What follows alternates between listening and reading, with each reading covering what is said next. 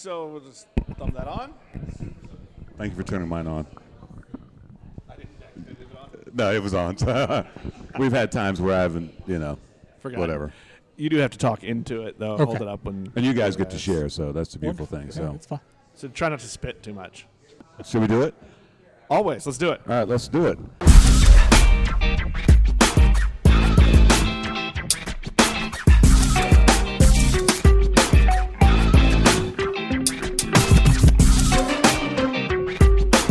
Beers with Nigel is poured for you by Dire Oil Graphics, promotional products and design. They cover your brand bumper to bumper with graphic design, promo products, and print. See what Dire Oil Graphics can build for you at direoil.com. That's DYEROIL.com.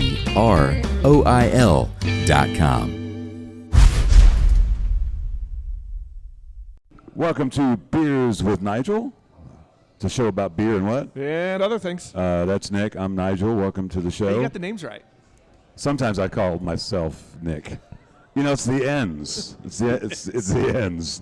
If you didn't have an N beginning to your name, I wouldn't screw it up. Well, that's true. Where are we, I Nick? can go by my first name.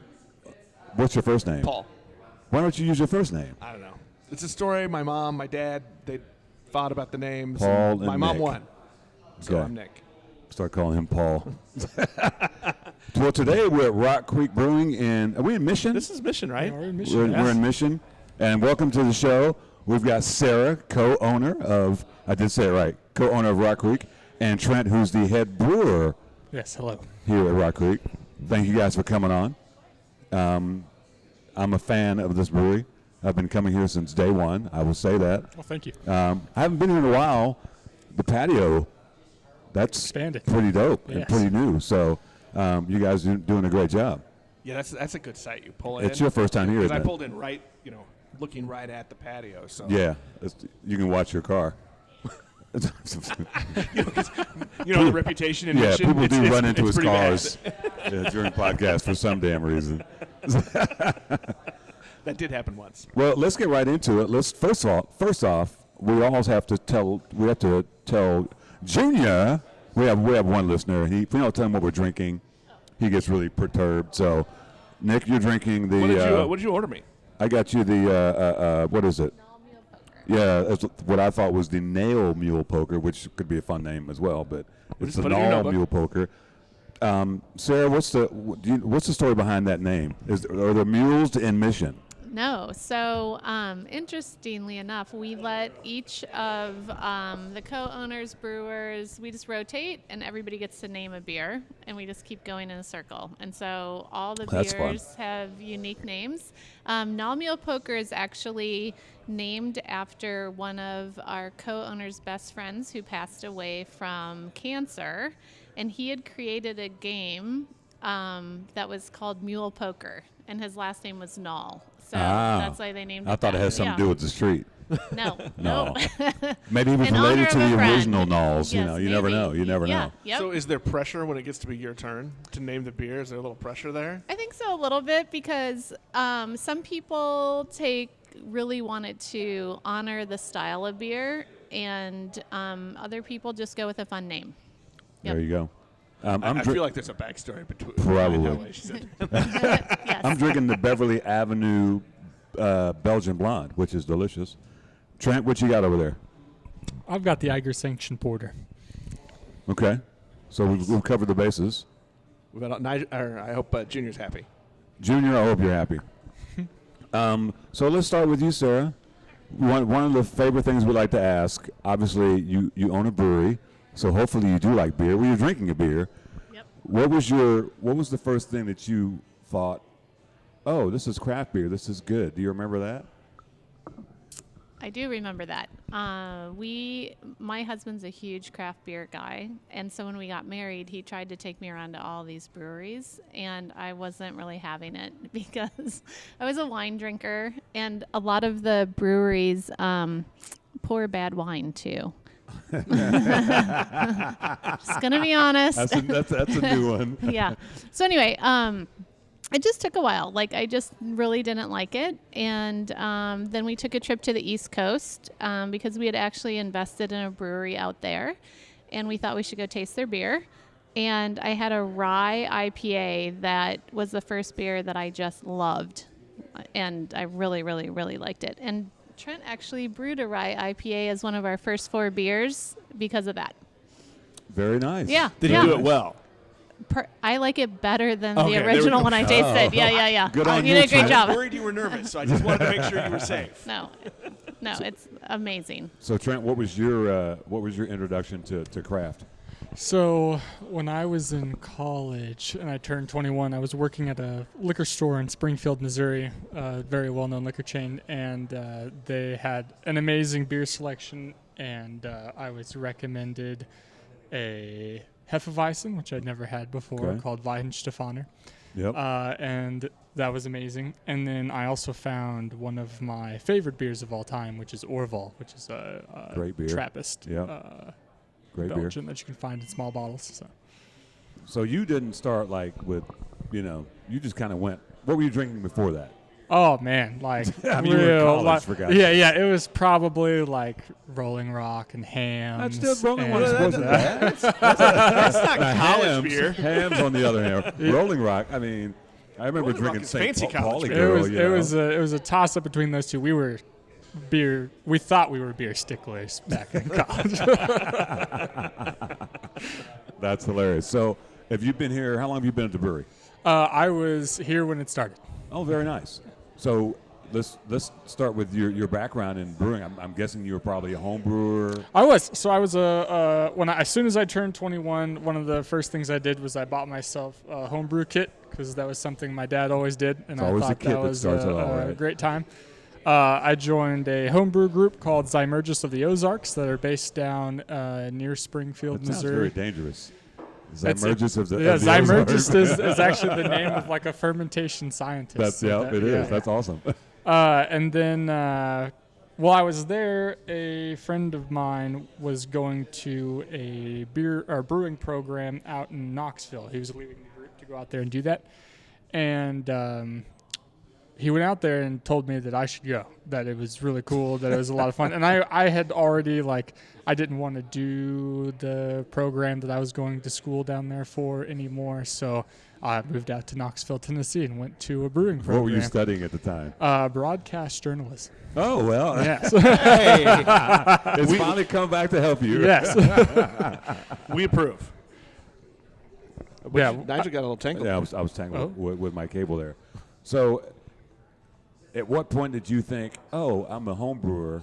Because we always hear the stories of, I did that first brew with that kit, Yeah. and it wasn't great. Oh, no, my But- first beer was But you awful. still made your friends drink it. I mean, they drank it just because there was alcohol in it. That's accurate. Those are good friends right there. Those are my kind of friends. So, at what point did you go from, and it's different for everybody, going from home brewer to think, you know what? I bet I could brew at a brewery, and I bet people would pay for my beer. You remember that? Yeah, so after the first couple sessions of going to the homebrew group and bringing beers, I had 3 recipes that I thought turned out really good and that other people really liked. And then when my friend texted me and told me that, hey, you should go to this beer program that I'm at, I'm like, oh, I could do that. I could go brew professionally, especially if I go through this and learn some things. Right. So, and after going there, I was like, oh, I can definitely do this. After going through that whole program, I was stoked and ready. It was South College in Knoxville, Tennessee. They've got a brewing program, and now I think that program has split from South College, and it's now called the Brewing and Distilling Center of Knoxville. So. Do you remember what those 3 beers were? There was a Bier de Garde, because that's one of my favorite styles. Good style. And then there was it was like a Belgian Grand Cru that was really interesting, and then an American Wheat. But I think those were the 3 originals. So you shift from journalism. I'll forgive you. Yeah. You shift from journalism to making beer, which is really, probably more divine intervention. But what was that shift like? That's a pretty big You're creative, but you're making different things. No, it was very big. There was a point in time where, I was going to journalism classes, and then as soon as I got back from journalism classes, I was reading any type of home brewing or brewing material that I could possibly You were get hooked. my hands on. There was, I had a book with me everywhere. So. Now I have this question because we've talked to a lot of brewers on the shows we go through, and I'm always amazed how many of them are. I'm not amazed, but it's just funny to me that how many of them are engineers, science nerds, and that kind of stuff. And then, well, you're one of us. Yeah, I've never come across a guy who went from journalism to beer. We're good people in the journalism world, but we ain't so much with the smarts. Yeah. So where did that part come from? I had always, I don't know, I did really well in like science classes, whether it was like the general high school stuff or once you got to college and you have to take all of those like your he didn't average belong in basic journalism. courses. Like it was, Imposter. those were, I did really well in those, got those done really fast and easy. I wasn't worried about going to like a brew program where I had to where a lot of those classes were way more in depth. But, and when I got there, I was like, man, I really enjoy this. I should have just started with this instead of trying to go through journalism where I thought I wanted to go. Was there a class or a moment there that you kind of remember, like, yeah, this is it, I'm home? So I really liked microbiology. Now it makes sense. Yeah, doesn't it? I thought microscopes were sweet. I thought microscopes were sweet. I'm not sure I've ever heard that line in my life. Can we get that on a shirt? I think we're going to have to. I thought microscopes were sweet. Microscopes are sweet. They are sweet, by the way, from what I remember. I've blocked, or I had enough beer that I can block it. So, Sarah, back to you. So, the husband's been big into beer. Mm-hmm. What's this journey been like? At what point did the Rockcreek concept come about? Had he been thinking about doing a brewery for a while? You said you No. invested in a brewery. Yeah, so we little bit of background of our ownership group here. We're all ex-Cerner associates from like way back though, not the new. We're like Not the newly We're like ex. real old, yeah. So most of us worked at Cerner somewhere between 20 and 30 years before Really? we retired, and before my husband and I retired from Cerner, we invested in a brewery out east. Loved the beer styles that guy was making. In fact, at the time, you couldn't find some of those styles in Kansas City. So What year are we talking about, you think? 10 years ago. Oh, that's, yeah. Yeah. There was nothing here 10 years ago, right? Yeah, and so we would literally fly out there, rent a minivan, fill it up to as many beers as we could get in there, drive it back to Kansas City, and distribute it to all of our friends. That is amazing. We did it a lot. And so then I'm kicking myself. I didn't know you. yeah. Can you imagine the bags of beer you would have gotten? Oh my God. Yeah, that'd it's a be lot. great. But so then we were just like, hey, I bet we could figure this out here in Kansas City. And that kind of sparked it. And then one of our co-owners won a make your own beer at an auction. And so we went to The kit returns. what was that called? The place in Overland Park where you can go, Brew Lab. Oh yeah, Brew Lab. Yep. So we started making our own beer there because we didn't have the equipment. And then we made it like a monthly ritual where we were going and trying to make our own styles and trying to mimic the beer from the East Coast that we loved. Very cool. We sucked at it. And even with help, because, you can't control instrumentation that you don't own. Some of it wasn't Yeah. clean all the Yeah, time. yeah. There's all kinds of things that we learned along the way. And so then we got really serious. Like, let's do this. Like, let's try to get craft beer that we love here in Kansas City. And, it took forever. So by the time we got around to it, there was tons of good craft beer, which is amazing for the city. Yeah. But that's kind of how the journey started. We knew that we weren't good enough or smart enough to brew our own beer, so we hired Trent. And we were lucky enough to find him. It's a perfect fit. How did you guys? Yeah, find how it? did you find Yeah. it? So people have heard this story a lot, but we could not find a brewer. When we were first starting, we told everybody we were opening or getting ready to open, and everybody said, oh, I know a brewer, I know a brewer. So I had a list of we're not going to have trouble finding a brewer. That was the least of our concerns. And then we posted it on all the brewery forums, and it was like crickets. Could not get anybody to interview. The people who wanted to be our brewers didn't mesh with us or weren't doing our styles of beer. So my husband was out of town, and I sat in bed one Saturday and contacted every technical brewing school that I could find online, so 25 of them. Wow. And the president of Trent's school said, I got a guy. Wow, you were recommended by the president. Wow. Yeah. And the next day, he said, I'm going to have this kid send you his resume. Trent sent his resume about 10 minutes later. He was originally from Independence, right? And wanted to get back home. And I'm like, this is how things happen. This is amazing. And so my husband and I were going out to Washington, D.C., already planned. Trent lived about an hour south of there. We met on our trip, and we hired him the next day or within 2 days. Yeah, it was quick. So Yeah. hand it back to him real quick, the microphone. Yeah. What was that like? Well, so this was the second brewery that I'd ever been at when the old director of program contacted me. And he was like, hey, I know you've been searching for a beer job in Kansas City because brewing positions don't open, or at least a few years ago didn't open up Not all back the then, time. right? Back then. Now it seems Yeah. to be the norm. And he was like, so I've got a couple that are trying to start a brewery. Would you be interested? And so I had already worked. My first job was at a big distribution, multi-state distribution brewery.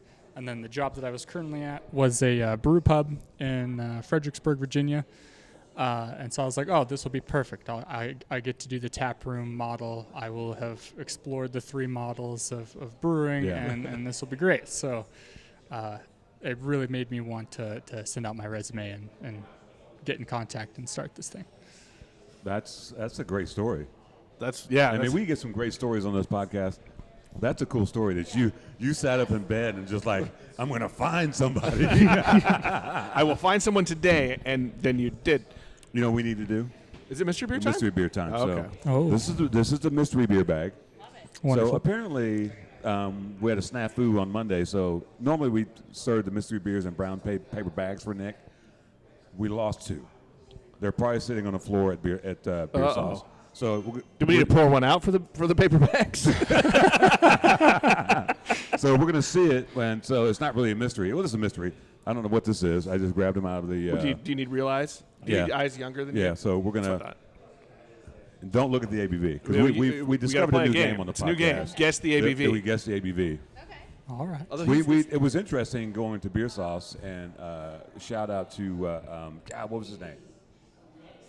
Rick from Cloud Sauce. Who doesn't drink. Cloud. I'm reading Cloud. But is a Cicerone, and he had his new game. He kept the can in the bag and had us guess the style. Oh. I don't like that game. I'm not grown up enough for that game. Sure you are. What we got? We got Cloud Hoppin', a New England IPA from probably at the top someplace. Humble Forager. And where's that from? I don't even know. It was in my refrigerator. Okay. So. Yeah, I don't see a city yet. Yeah. But I don't want to look too closely because I want to know the ABV. Yeah. We're going to have to do that. Well, let's just crack it open. I'm going to put the mic down. Here, I'll do this since I'm close to the glasses. You can talk while I do this. The power is mine. All right, so now I'm curious. Yes. Where did Rockcreek, where did the name come from?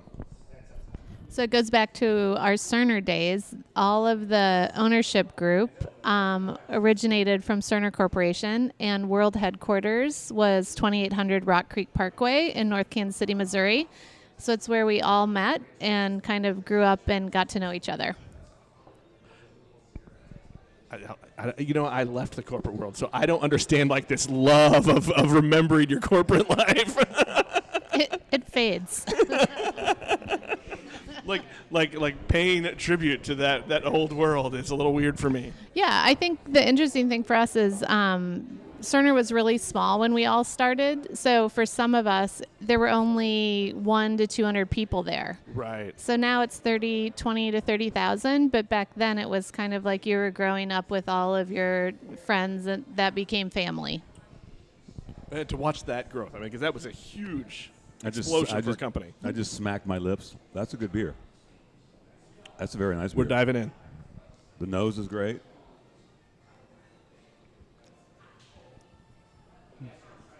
That's tasty beer.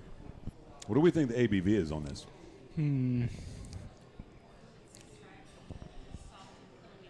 It does have a soft and pillowy. You know what? I'm going to agree with the description there. Soft and pillowy. That'd be a great band name. 6.7. 6.7. He's very specific. Ooh, 6.7. I'm gonna go 6.5. 6.5. I'm going to cheat and copy off his homework. I'm going to go 7.2. Oh, the gambler all right. over here. No, I just think it's smooth. I think it might be higher ABV. I don't know. Rachel We're gonna Dyer defer from to Dyer Rachel. Oil Graphics.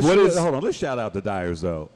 They got when you see the video, they got craft beer marketing awards. Some of the heaviest trophies. Did you guys pick those up? Yeah, they're heavy. Those are heavy. Yeah. So they got awards for. I'll let you tell them.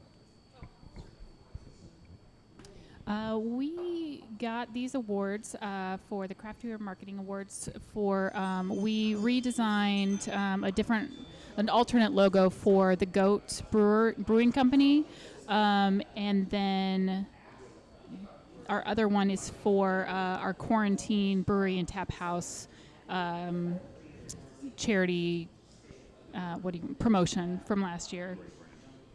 I forget what the exact category is called, but Look, they made up a fake tap room during quarantine. Yep. Made the brand and then gave a bunch of money to a local food agency and rental assistance agency. We saw everybody online just drinking from their kitchens, and so we made it up. We're like, oh, it's everybody's favorite brewery. It's their Quarantine Brewery and Tap House. I have been told I can't wear my quarantine tap room shirt anymore.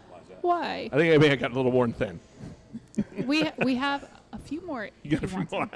We have a few more if you want one. Just let me know. What is the actual ABV? The actual ABV is 6.0. 6.0. Okay. Wait, we all went over. Yeah, nobody wins. But you still get to drink the beer though. That's the thing. Bob Barker is upset. Is Bob Barker still alive? I don't believe he is. I saw Chuck Woolery the other day on one of those Medicare Advantage plan commercials. I'm like, Chuck Woolery right there. And what's his name? Jimmy Walker. Dynamite. He was on one of those as well. Wow. Yeah. Wow.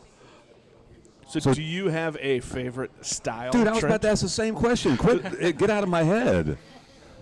It happens. First you stole what had the Rockcreek name question. Now you stole my next question. Go ahead. I'll be quiet. No, I'll be quiet. No, go ahead. You've already asked it. Go ahead, Trent. Is this our first on-air spat? No.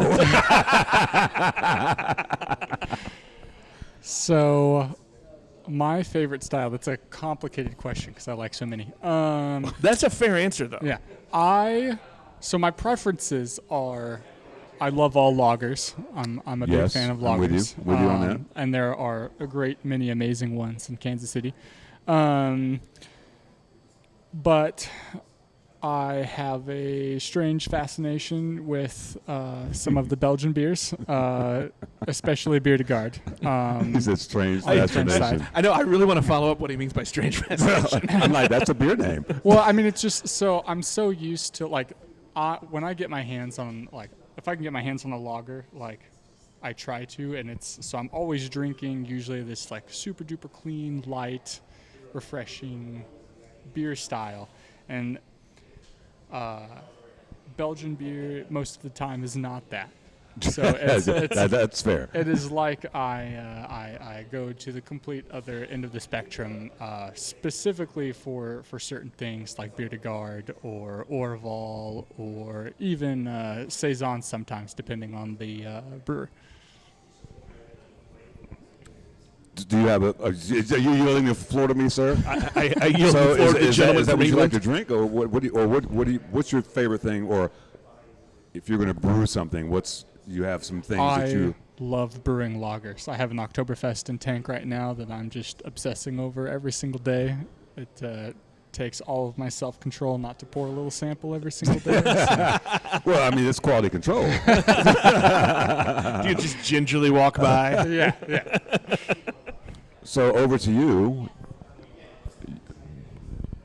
I'm always a fan of a woman who, because a lot of women don't like beer. I think Kansas City is different because we have a lot of female beer drinkers. Yep. What is your go-to? What do you seek out when you, let's say, obviously you've been bringing back beers in a giant van for years. So what are you looking for when you're going to breweries? We're opposites. I'm a huge hop head. So Really? IPA's the hoppier I the love better. you even more. Yeah. Yeah. So it didn't start that way. It's interesting, but I would say it's the same with wine drinking, just being a wine drinker.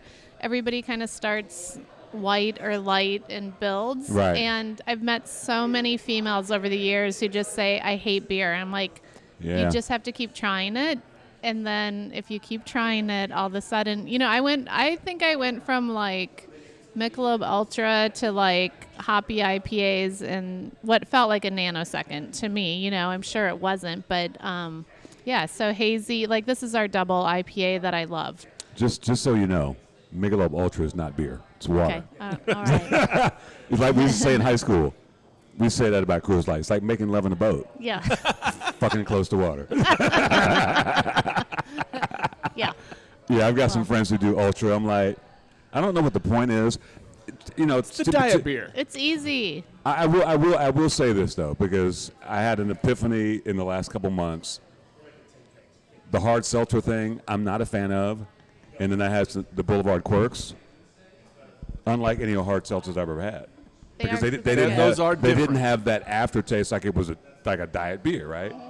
So I'm like, I guess I like hard seltzer. So I guess I shouldn't poop on people who are drinking the diet Michelob Ultra, 90 calories, 0 carbs, and 0 taste. I'm not going to throw it in the same boat as the seltzers. And only because I think the seltzers are great for boat time. Well, that's what people drink on Ultra. If you're out, you ride your mountain bike and you get done, you hop on the pontoon. That's true. Got your case of Ultras. I just can't support the Cardinal fans. He's got an issue with St. Louis, even though our last guest was from St. Louis. That's true. But he wasn't a Card. He was kind of twisted. Yeah, he tried to walk the line. He did. He was a Royals fan, Cardinals fan. Yeah. Yada. Kind of like Ashcroft in '85 when he tried to wear both hats. So I never forgave him after that. For those who've never been to Rock Creek, what can they expect? I mean, I've been there probably a handful of times. I think it's a great space, but I'm gonna let you extol the virtues of Rock Creek. Well, I mean, I think we're trying to be family friendly first. We're craft beer focused, so 12 rotating taps at all times. We expanded our outdoor space, as you can see, but we're laid back and casual. We just want people to come in, relax, enjoy their beer, enjoy the just relaxed atmosphere and the vibe, and enjoy it. Yeah. And Mission is so chill. Yeah. Years ago, when I worked at Channel 5, I used to live right off of Johnson Drive, and it's still as chill as it was 20 years ago. It's a different vibe over here. Yeah. Which I love. I had another question, but where'd they go?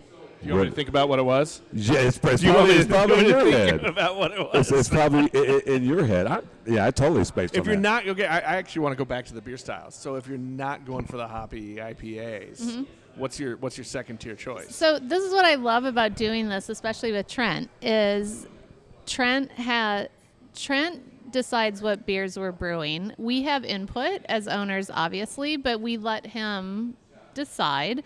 And he's forced us to just explore like so many interesting, great beers, things that I thought I would never love or enjoy. So What was all the of surprise? I would say mostly probably the lagers and the ambers that he does. So we did an Irish red ale that I just adored.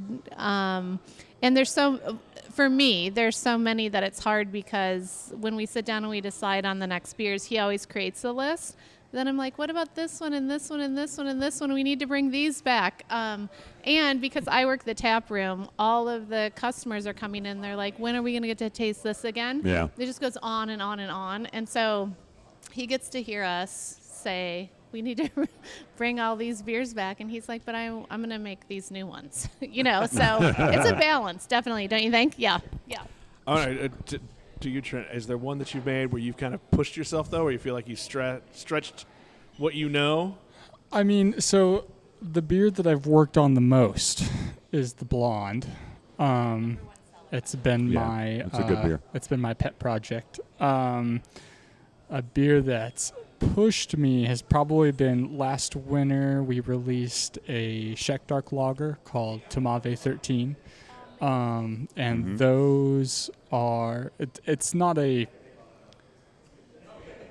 isn't brewed very often. It was really interesting because there were like 3 in Kansas City at the same time, and we got to be one. It was like we were all on the same wavelength or something. But they're challenging, just because you're trying to balance like the cleanness of a lager, but still have that like super dark malt flavor, but it can't be too roasty or too bitter. And it was very challenging, but we're doing it again. So there we go. And that's the thing, because lagers and pills are kind of making their way back. Where everybody was crushing the milkshake IPAs. I love that those simple beers are coming back, because if you screw it up, you're gonna taste it. You're gonna have to dump it. Yeah. Because you can't. We talk about it all the time. You can't really hide it. It's funny. We did a podcast, War Cloud Brewing out of L.A., and I sent them some beer, but they're all about the lagers. They're like, please just send us lagers, and they were very impressed with some of the lagers I sent from Kansas City. So there are a lot of good ones. Oh my God, I think Kansas City is super underrated when it comes to beer. And because we're relatively Isn't new that still. why we're awesome at everything? We're the hidden gem. Yeah. I mean, you think about it, 5 years ago, what was here? Crane was here. I think Red Crow's 7 or 6 years old. I mean, in the last 5 years, it's this rush of breweries that have, even on where we live in the East Summit, on the east side of, of Jackson County, there was nothing over there. Yeah. I mean, Crane was it. And look at it now. Just in the last 3 years, I love it. Was it Fringe? Is it 4 or 5? Right. Yes. Yeah, I think it was 5. I They think fussed about who was year. the first brewery in Lee Summit. Was it Fringe or was it Smoke? So that's a whole nother story now, isn't it? I did think of my question. Have you guys been open a year yet? Yes. When was your anniversary? June 4th. So basically, that's what I remember. You guys opened during the pandemic. Oh, yes. Yeah. And I remember coming in, and I think the first beers I ever had from here were just to-goes. Yep. What was that like as a brewer? You got a new job, and So we had brewed. We had beers in tank, and the pandemic hit. Everything shut down. Right. And we paused for a couple weeks to figure out what we were going to do. And we decided to buy a canner. We weren't going to can out the gate. Yeah. Yeah, we weren't. We were going to be strictly draft only, and then the pandemic hit, and we were like, well, I guess we're a packaging brewery now. So we looked at a bunch of canners, bought one, quickly learned how to can, and then set up a curbside system that worked very well. Sarah, what was that like for you as the co-owner? Hey, we just opened this brewery, and now we're kind of shutting down what you thought was going to happen. Yeah, so I mean, it's interesting. we also just have a bigger ownership group, so it's like getting everybody on the same page to start out with. Looking at Trent and saying, have you ever canned before on a 2-head canner? And then contacting all the companies, and lo and behold, everybody else was shifting to the same model, so you couldn't get anything. So there was a back order on canning systems, on seamers. On cans. Yeah. Yeah, and that came second, but honestly, the first time we canned, we had to borrow Sandhills seamers because ours didn't arrive. So we were just working around the clock, learning, training, it really felt like my early days at Cerner, to be honest, where I was just like, oh, but we're back to 20-hour days. I see. And this was going to just be a fun, like, Second Life thing. Yeah. But we learned a lot, and now, And you talk about, getting, the seamer from down the street. Yeah. That was the beautiful thing about it, because I work at several breweries. And it was like, you need something? Yeah. I got it. I got it. That was the coolest thing about it. But I think, we've talked about this before. It made us think about the online game or the to-go game, whereas Yep. before it really wasn't. It's a taproom thing. oh, yeah. But there's a whole group of people who would much rather come order beer or just come pick it up and take it home or whatever, or ship it to their friends, whatever they're doing. So Right. I think in that regard, it kind of opened up, some opportunities for what breweries can do in town. For sure. I mean, we contacted, it was so great. And I still haven't met a lot of the people we've connected with just because of COVID Right. for one reason or another. But Courtney's service, such a great help. Yeah. I mean, I didn't know her. We're like texting buddies because I'm like, I don't know how the seamer works and we have an issue. And she's like, I got an extra part. I mean, everybody we contacted was so great. And it's what I love about the community, because we've just had a world of support from really anybody we reach out to. So it's amazing. I mean, that's probably my favorite thing about Beer love. Kansas City beer. Yeah, beer love. We like to call it beer karma. It's real. Yes. Speaking of beer and karma, Oh, it's time. it's time for Number 2. So this is sure if you'd like. So look at that can art Oh, though. yeah. That looks Look at good. that. So this is it's the pineapple Weiss or Weiss, whatever you want to say, from Crane. But when I helped them can last week, they sent me home with not a mixed 4-pack, but a mixed case. Oh, That's beer karma. That is beer karma. I mean, I did work, Well, and I worked the worst part of the job. So Crane has this canning system that, you have to feed it up high, and you load as many cans as you can, and then it sends them down in a single file, and it flips them over, it rinses them. Yep. It fills up 5 beers, it labels them, and spits them out. And you, We're jealous. yeah, we are. hold on. but wait, there's But more. wait, there's more. So I get there, they're like, you want it packaged or you want to feed the canner? I'm like, I'll feed the canner. Well, last Friday, it was 100 degrees. Remember that? Oh, yeah. And they're spacing back. It's air conditioned, but heat doesn't care.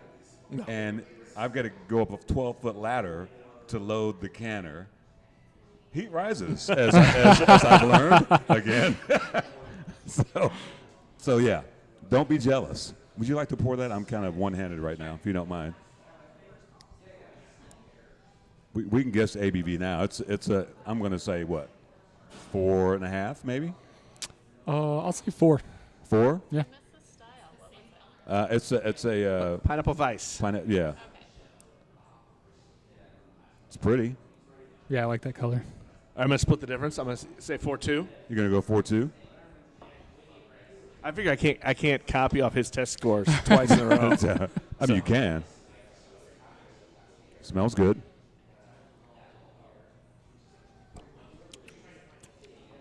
That's I good. like that. That's a great I summer like beer. that a lot. Yeah, that's really good beer. Now, for the uninitiated to a sour, that might drive them away, but it's pretty tart. I wouldn't say it's sour; it's tart. It is pretty It's tart. got a good pucker. Yeah. But there's a lot of pineapple on the finish. I mean, it is pineapple. Is that so? That's really tasty. Yeah, I like that a lot. I'm going to enjoy that. All right, Rachel, What's the actual retail ABV. I said 4 4 or 5. 5, I said 4 4. 2, 4. Oh, I think you may have 4-3. Oh. Without going over. Closest without going Yes, over. yes. Very nice. I feel like there needs to be some sort of a prize with this stupid ass game. You have to listen to the rest of us. Is that You are required to listen to the rest of this episode. So how's it been? We kind of opened up because you guys really haven't had a normal brewery life, and now we're kind of going So backwards. by June, was that when could you start letting customers back in? I'm trying to remember when the rules changed in Kansas. So we opened May 22nd to go only. Okay. Then Transport has a lawyer that's an owner, Michael McVeigh, and he was like, hey guys, because the way it is in Kansas, you are actually technically a restaurant because you had to make the 30% food. right? So you can open. And we were like, what? Yeah. I mean, we literally had no idea. So we moved out all the tables, spaced everything out, made our mask signs, said we were going to do this. So we opened June 4th, the tap room. And luckily our summer was milder last summer. I don't know if you remember that, but it was a little bit milder. And people just literally started coming in droves, bringing their own lawn chairs and sitting. We didn't have the patio, so that was just all tarmac. Had the little And the little yes, rock thing out. yeah. I sat out there. It wasn't fancy, but people brought their lawn Yeah. chairs and they just sat outside. And we actually, despite COVID, had a brilliant summer with Great. people just showing up. Sometimes more than we knew what to do with. And then winter was rough with COVID and everybody, nobody wanted to be inside. Right. And, but I'm sure just like everybody else. And, then we've kind of a little bit of a reprieve, but, even with the, vaccine and everything, you can just tell that not everybody feels comfortable with it. So Right. it's not like the crowds that you would think. Right. And then now, of course, with Delta, we just feel like we're right back, we're not wearing masks, but we're right back in it, Right.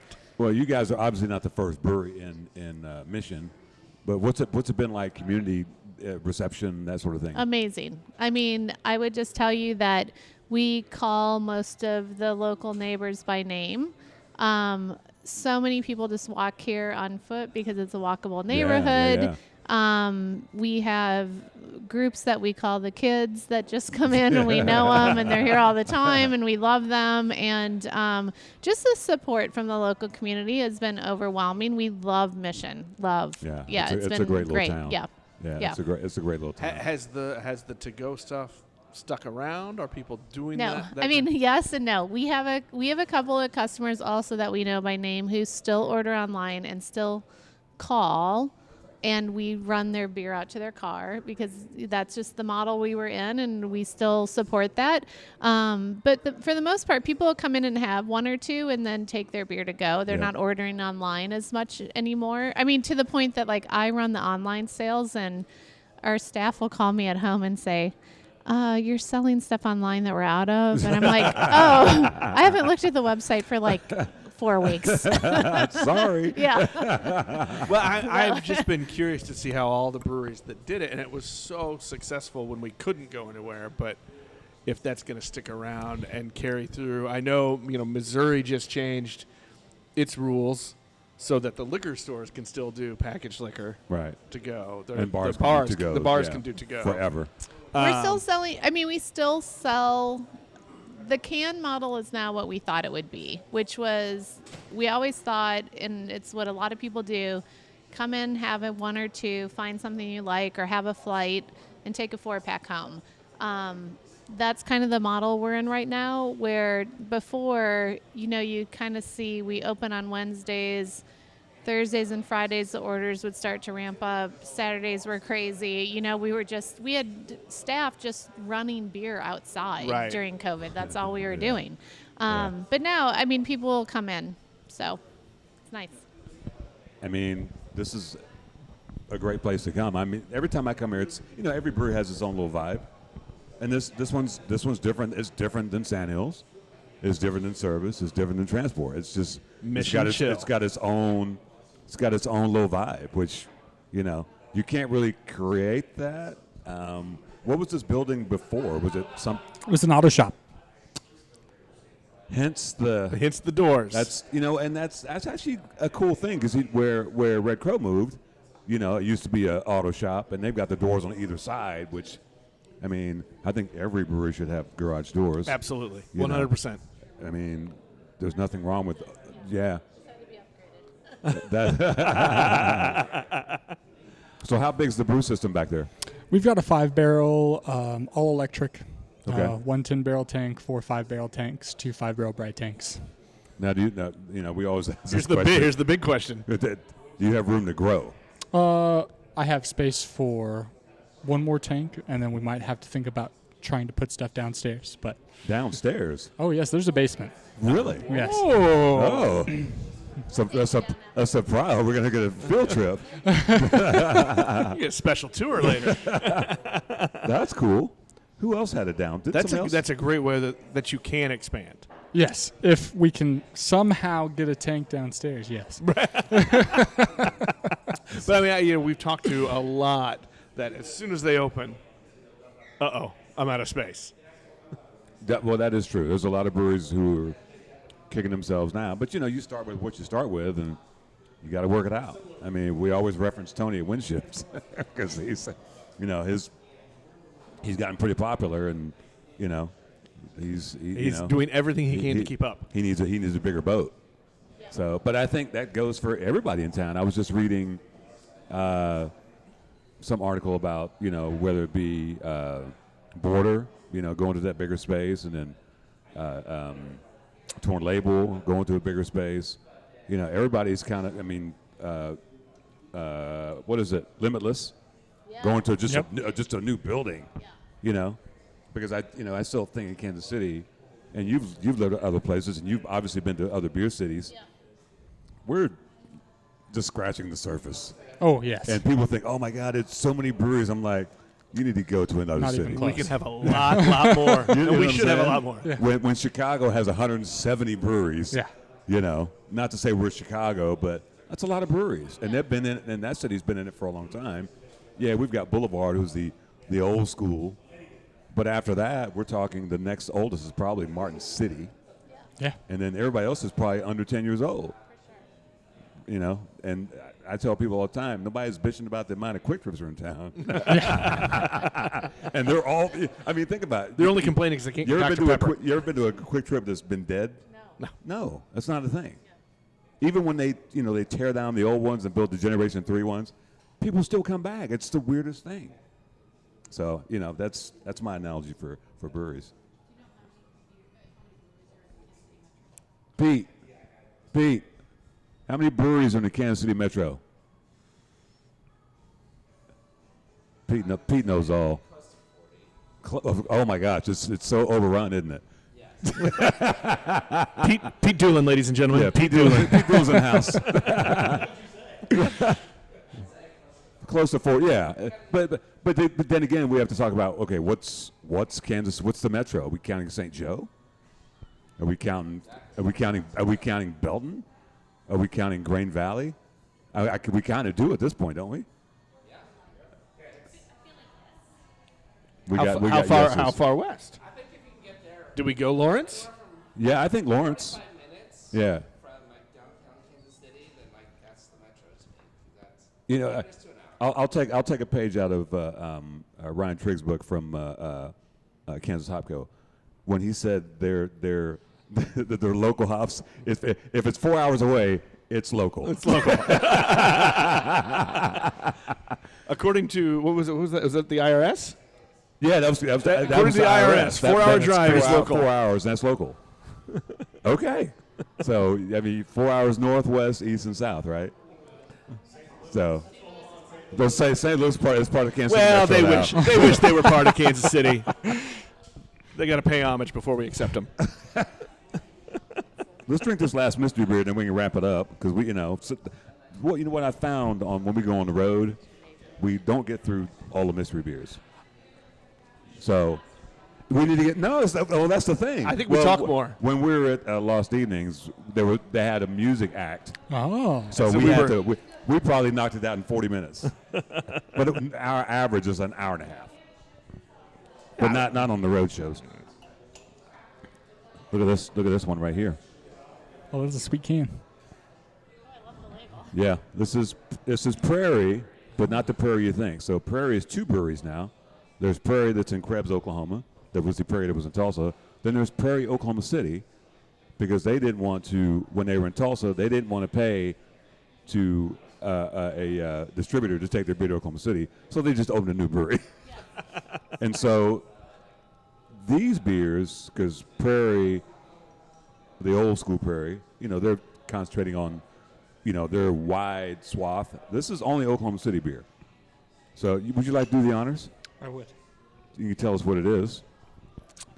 This is a sour ale with hibiscus, cinnamon, and chilies, finished with red hot candy. Oh my! You see how his broadcasting thing came back out? You see how he brought the voice back. He really did. Shout out to my dude Kenny in Oklahoma City who takes care of me. And Oh my goodness, pretty. that is red hot candy looking. Oh my! That looks Yeah. like our cherry sour that we have on right now. Yeah. Oh, I may have to try that one before we leave Oh, it's very good. because I hate sours. For like 5 minutes, I did. oh, it smells like Red Hots. That's exciting. I don't even have to bring that to my face. I can smell. It smells I can smell the red hot. exactly like you opened up a box of red hot candy. Wow. Reminds me of high school when I was eating Red Hots, man. I thought you were going to go with a hot damn reference. Oh, no.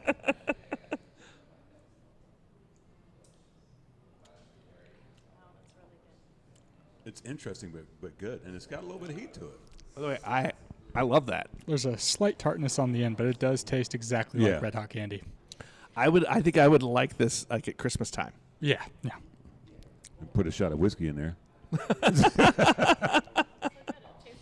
All right, so weird Christmas snack. Peanuts and red hots. That's really good. Yeah, you just mix them together. That's really tasty. They do some crazy stuff down there, which is another underrated beer market is Oklahoma City. I don't know if you guys have ever been there. Their breweries are like Worth the trip. it's totally worth the trip. Totally worth the trip. I mean, some of the things they're doing, I'm like, because Oklahoma City is even younger than Kansas City when it comes to it's a growing scene right now. I mean, there's been breweries there for 10 years, but they couldn't have tap room. They were kind of like Kansas. You can't have a tap room. Right. But the nice thing about Oklahoma City is like breweries this size, bigger, whatever, everybody's in the stores. You can go and get everybody in the liquor store, which is kind of unusual for a smaller brewery, They have a very active guild that is actively lobbying their legislature to get stuff done. Yeah. That's wonderful. So what's Yes. next for Rock Creek? You can debate who gets to answer that one. Oh no. Or you can give two different answers. Right. No, I think we're just trying to figure that out. I think post COVID ish has been a little bit different than we thought. We actually were maybe surprisingly busy during COVID, and so I think when post COVID we thought, oh my gosh, it's just going to be like off the Richter scales, but instead post COVID has been about the same because people can do other things. Which is all good. I mean, we're busy, we're happy, we're like selling out of our beers. But I think we'd like to dip our toe a little bit into the distribution side, and we're trying to figure out how to do that. I don't think we're interested right now in being on liquor store shelves, but we're interested in finding Being on some quaint, taps. quaint small restaurants or tap houses or like Oak and Steel type places where they have unique things and we can just be one of those. And it's not going to like break the bank on the brewery side as far as like Trent has to be here like Brewing every day. Yeah, exactly. Yeah, I mean, yeah. that's part of the Yeah. that's part of the job, Trent. That's fine. Yeah. You're a brewer. Nigel, You don't sleep. I need you. Do you want to come work here? He understands. You already lived that dream. I did. But we're also looking to upgrade our canning system. Why? We need to can faster. I feel like he's saying this into the microphone to get it on the record. yeah. I'm gonna tell a funny story about that. Just really quick. So during COVID, one of our co-owners could not help at all because his wife was very high risk, and on a very serious note, they just really did not leave their house, and so there were just fewer of us doing all the things that had to be done. And then once he was vaccinated and everything, he came and he experienced our canning system and our steamer and everything that goes along with canning and labeling and all this stuff. And he was here, what, do you think 1 or 2 hours, maybe? Maybe. And he was like, we need to upgrade the canner. And I'm like, oh, really? Because we've been doing this like 5 days a week for like a year. Yeah. 1 year. So what kind of canner do you guys have? Like, is it the single one of those Octobers, or what is it? We have a two-headed. It's an express fill, two-handed manual with a separate seamer. So we have a counter pressure filler where we have a CO2 pre-purge, and then it fills the can, and then we take that can over to the seamer, hand seam it, and then we take it over to our hand labeler. Yeah. Label it. It sounds like the one they have a diametric, where it's like, it's very tedious. That's a lot of work. I don't know which one is worse, because I work at diametric and I work wind shift, and I experience both types. You know, wind shift we're doing one at a time, but you can actually seam it, right? Yep. The double one is cool, but it feels like it's just as much a pain in the ass as the other one. I feel like, with all the engineers and architects in beer, they'll be able to. Why come have up they with not something. invented one yet? They haven't made one yet. They haven't made a canner that's just like super duper simple to use yet. I don't think. Yeah, I'm with you, bro. I remember that because when everybody was closed, just doing to-goes, we would go to work, but all we would do was can. Yeah. Yes. And it was, I was like, I'm sick and the canners got worn out. Yeah. Parts they would break down. We'd be like, oh my God, this is terrible. But if it happens again, we're ready, right? Yes. But there's a playbook now.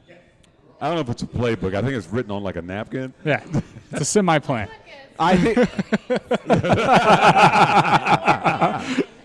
Martinis before canning. I figure if napkins are good for Andy Reid, they can be good for our beer business. There you go. That's a beer name right there. Martinis before canning. I don't know what style that is. Put it in the notebook. Yeah, put it. It's gonna be there. You're welcome. All right. So where can we find you guys on the social medias? So if people want to follow Rockcreek, where So we're do on they go? Instagram, Facebook, and Twitter. Okay. Yep. And That's at Rockcreek Brewing. They're all a little different, unfortunately, because our name's so long. So, Kate, I don't have them memorized. I'm going to have to get that to you. But Rockcreek. We'll put it in show notes. Yeah. Yeah. Just Google Rockcreek Brewing. I'm sure you can find it. Right. Yep. I think our handle on Twitter is KC Rockcreek Beer. Really? Yeah.